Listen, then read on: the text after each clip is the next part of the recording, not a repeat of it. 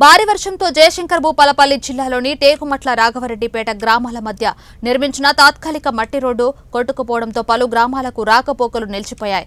గత సంవత్సరం కురిసిన భారీ వర్షాలకు టేకుమట్ల రాఘవరెడ్డిపేట గ్రామాల మధ్య బ్రిడ్జి కొట్టుకుపోవడంతో ఇటీవల ప్రభుత్వం 3 కోట్ల రూపాయల మంజూరు చేసి పనులు చేపడుతుంది.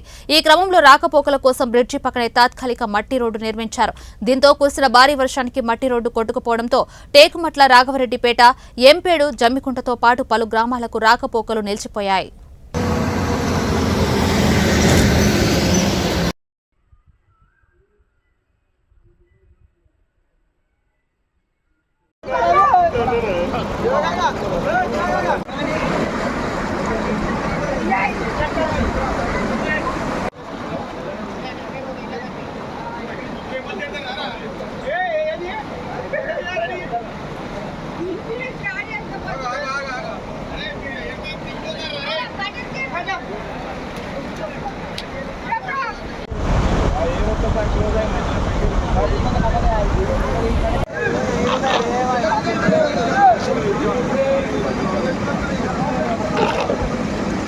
భయమైతే